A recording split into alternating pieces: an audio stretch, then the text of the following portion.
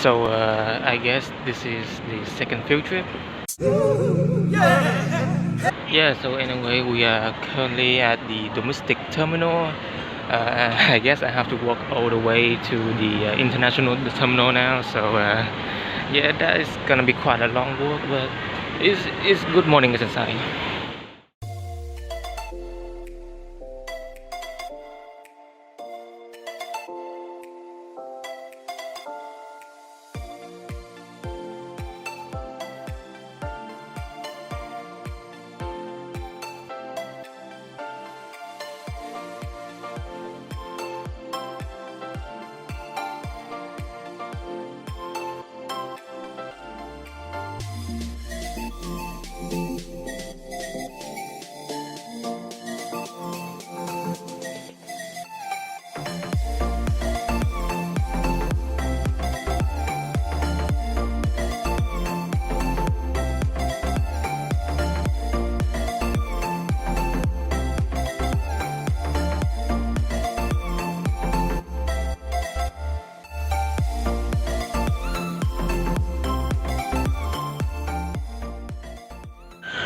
So we have arrived in the Malaysia airport, and now I am currently standing at the arrival terminal.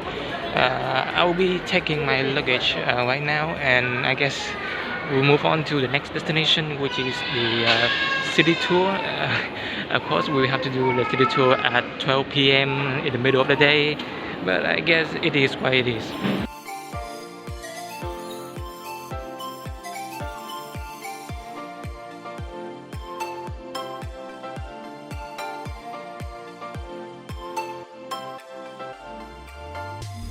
Initially, the city tour was supposed to last longer, but due to the rainy weather, we have to move on to visiting the Twin Tower a little bit sooner.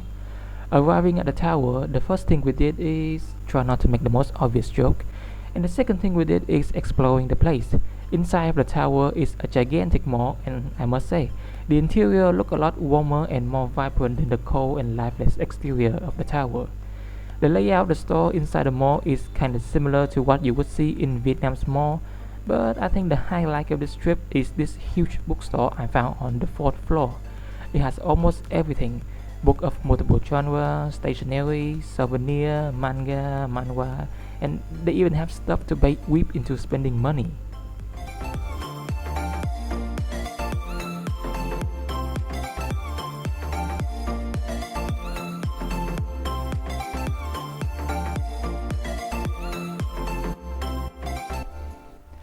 After the trip to the Twin Tower, we traveled to the University of Wollongong, which is also where we will be staying for the entirety of our trip. Since I have never been to an international school before, being inside a school of this size is quite an experience. After receiving our room key, we move on to having dinner, and please take a good look at this live chicken because this will not be the last time you see chicken in my meal. Oh, and here's a view of my room.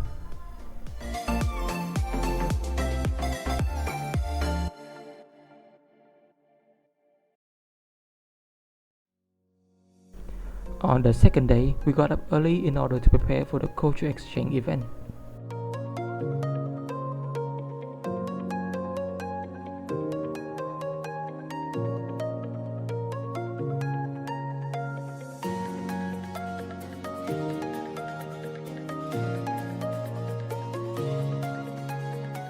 Unfortunately, they didn't allow camera during the process, but I did manage to interview two people, one foreign student and one local, and ask them for their opinion regarding Malaysia.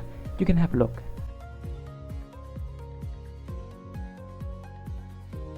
So, hi Yuna. How about you introduce to the audience at home first? Okay, like just tell us your name and your nationality. Okay, I'm Yuna.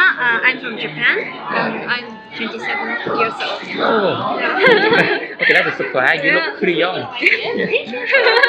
Okay, so first question: how long have you been to Malaysia, and what is your first impression of this country?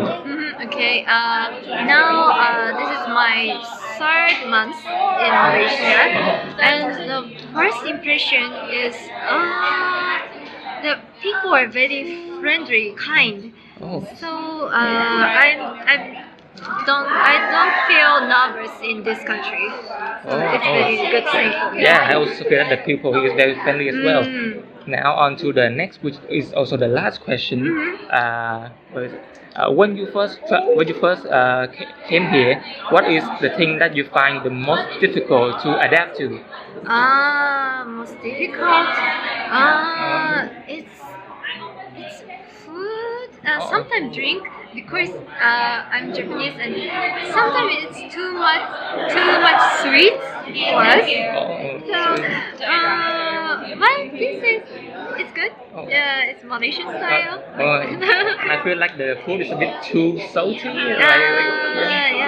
think so. And Malay, especially Malay food, for me it's a little oily. Oh yeah, that's true. Thank you for the interview. Thank you very much.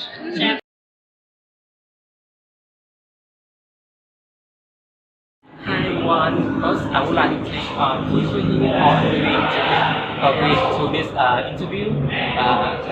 This interview will be very short. I will just ask you 2 questions. Now, how about we start with you introducing yourself first? Okay, hi. So my name is Farah Wali. I'm a teacher here at ELC Malaysia and currently I'm working in TDU Glenrock. So for our first question, since I have only been to this country for 3 days, there's a lot of things that I don't really know yet.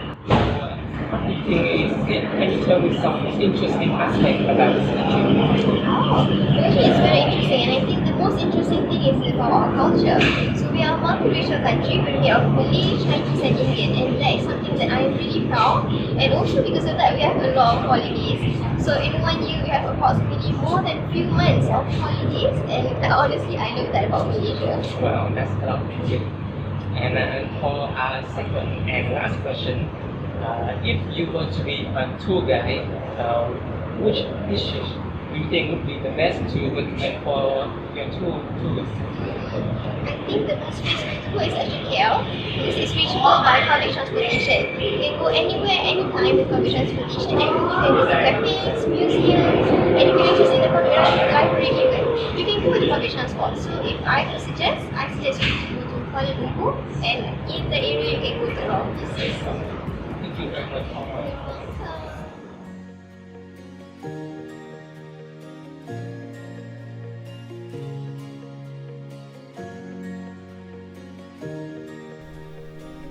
After the interview, we went to a Vietnamese restaurant, like an actual Vietnamese restaurant that sells Vietnamese food, which is neat, I guess.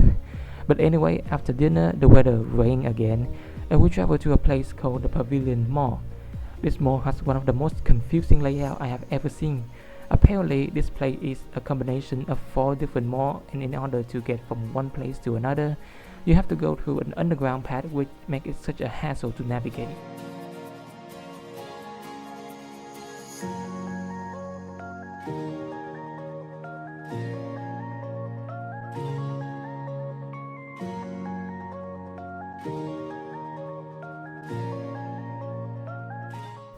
But either way, we finished our second day in Malaysia and returned to our dorm.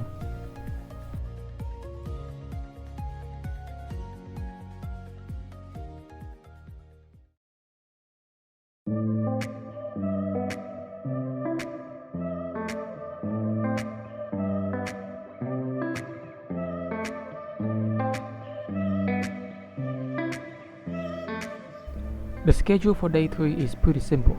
First, we study. Then we study again. And then we study some more. Yeah, the third day isn't really eventful, so I guess the only thing worth showing is my free time at night.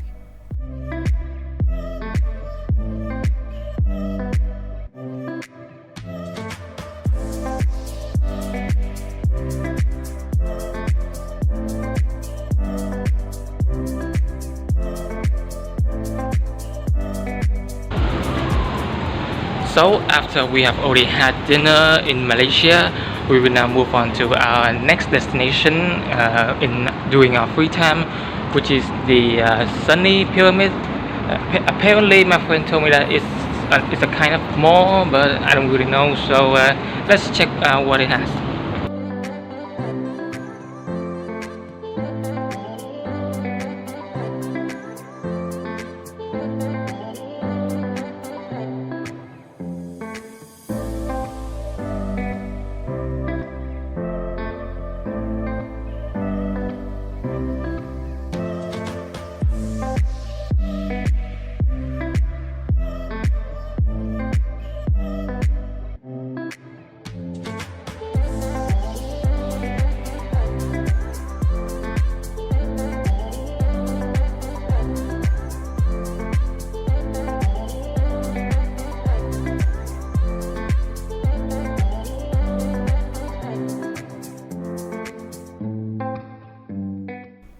Okay, I think that is enough more walking for the day. We will now move on to the fourth day, which will take us to two interesting places in Malaysia, which is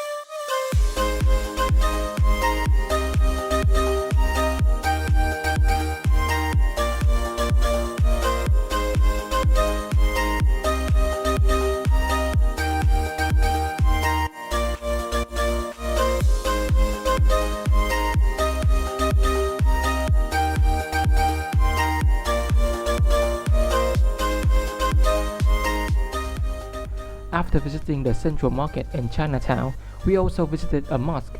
But since I'm not really interested in religion, I mostly just wander around outside. But hey, check out this cool dinosaur themed restaurant that I went to.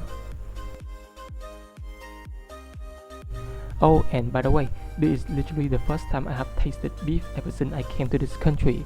So yeah, this is by far the most memorable dish.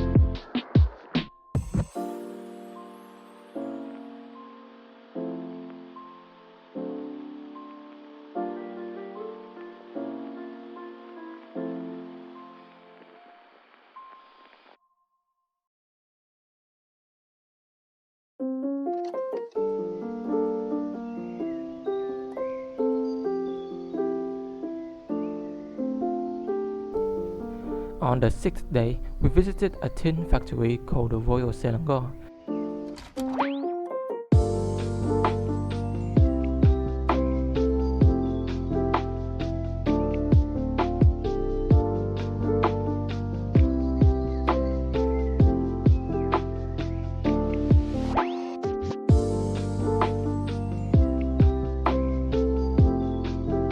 It is here that we learn a lot of things about the process of making tinware, as well as how the people of Malaysia once used animal-shaped tin ingot as actual currency.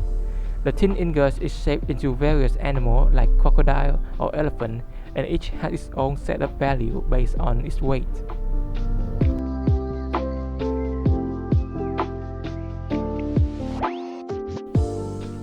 We also got to see a lot of intricately designed tinware products that the factory made.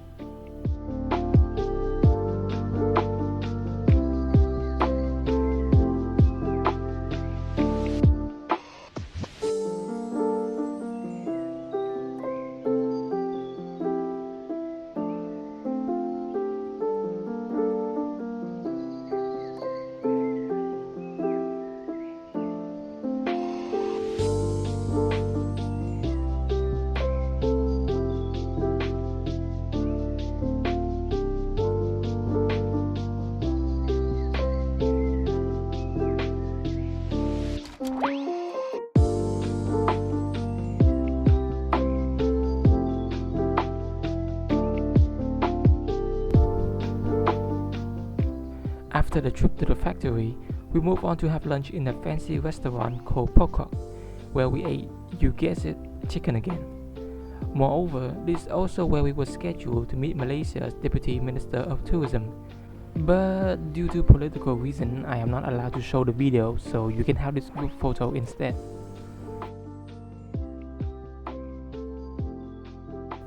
And that should be the end of day 6. We will now move on to the last day of the trip, which is...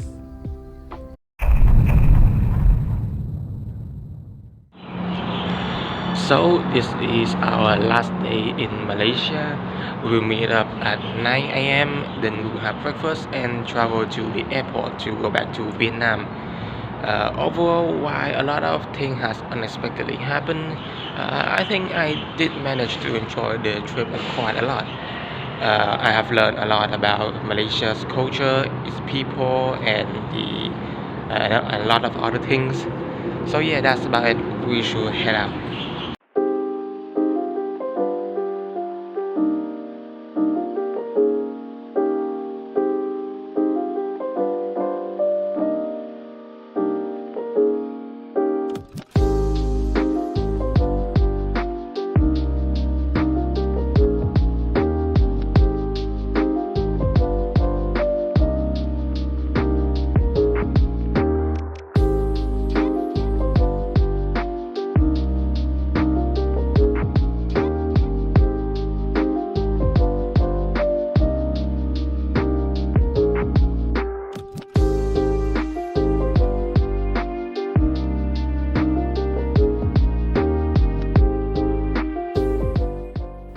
And we are back to our lovely country of Vietnam. This is also where we conclude our video. Hope you enjoyed and thank you for watching.